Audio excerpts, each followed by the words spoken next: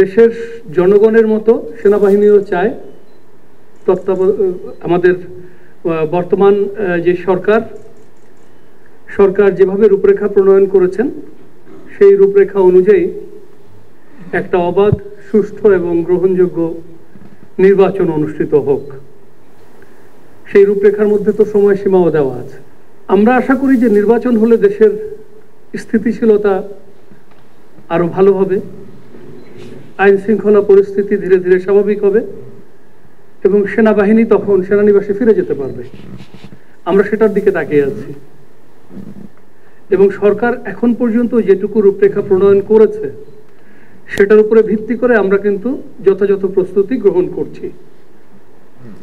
আমাদের যে প্রশিক্ষণ কার্যক্রম সীমিত আকারে এখন চলছে, তার মধ্যে নির্বাচনের সময় আমাদের কি করণীয় সেটাকে ফোকাসে রেখেই আমরা প্রশিক্ষণ করছি। এই প্রশিক্ষণের সাথে প্রাসঙ্গিক একটা বিষয় হলো, আপনারা সবাই জানেন শান্তিকালীন সময়ে সেনাবাহিনীর দায়িত্ব হলো যুদ্ধের জন্য প্রস্তুতি নেওয়া। আমরা বলে থাকি we train as we fight. তো গত 15 মাস আমরা বাইরে আছি।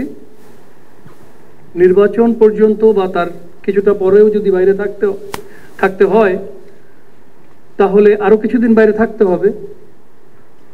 তো এতে করে কিন্তু আমাদের প্রশিক্ষণ বিঘ্নিত হচ্ছে।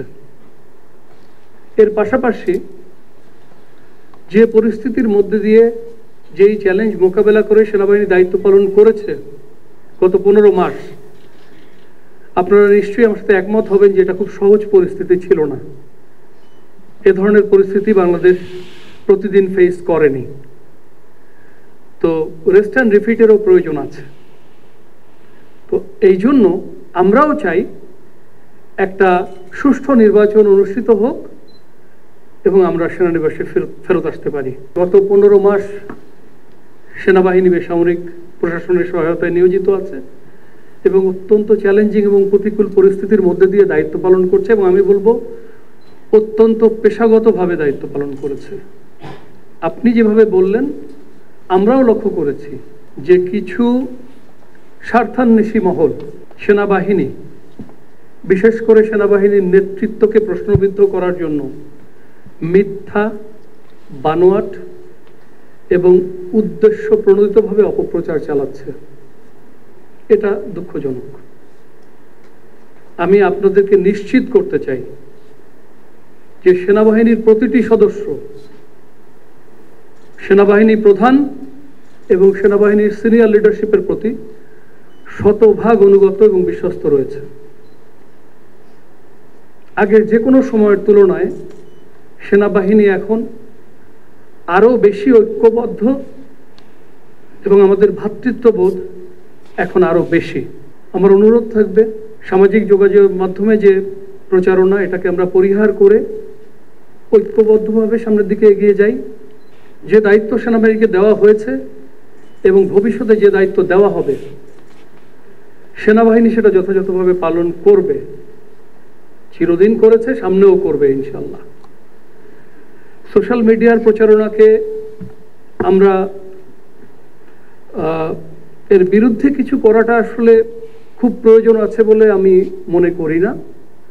যদিও আমাদের নিজস্ব ওয়েবসাইট আছে, আমরা কি করছি আমরা সেখানে উল্লেখ করি। বাট আসলে মিথ্যাকে বিতাড়িত করার জন্য সত্যই যথেষ্ট এবং আমরা সত্য দিয়েই সেটাকে প্রমাণ করতে চাই, আমরা কাজের মাধ্যমে প্রমাণ করতে চাই। 5ই আগস্টের পরবর্তী পরিস্থিতির দিকে একটু ফিরে তাকাতে, আমি নিজে তখন জিওসি 24 পদাতিক ডিভিশন ছিলাম। 15 বছর যে আবেগের প্রকাশ ঘটানো যায়নি, যে অনুভূতিগুলিকে বলা যায়নি, সেটার একটা বহিঃপ্রকাশ, আউটবার্স্ট তো আছে। এবং রাষ্ট্রযন্ত্রের অনেক মেশিনারি কিন্তু তখন কিছুটা হলেও অকার্যকর হয়ে পড়েছিল। এটা তো বাস্তবতা। এরকম একটা এক্সেপশনাল সার্কামস্টান্সে আপনি একটা পারফেক্ট আউটকাম আশা করতে পারেন না। সেনাবাহিনী এই সময়ের মধ্যে কুমিল্লা নোয়াখালীর বন্যা থেকে শুরু করে বিভিন্ন সরকারি দাবি দেওয়া থেকে শুরু করে বিভিন্ন বাহিনীর মধ্যে আনরেস্ট থেকে শুরু করে বিভিন্ন পুলিশ স্টেশনকে রক্ষা করা থেকে শুরু করে ট্রাফিক দায়িত্ব পালন করা থেকে শুরু করে এমন কোনো কাজ নাই যা এই সীমিত জনবল দিয়ে করে নাই।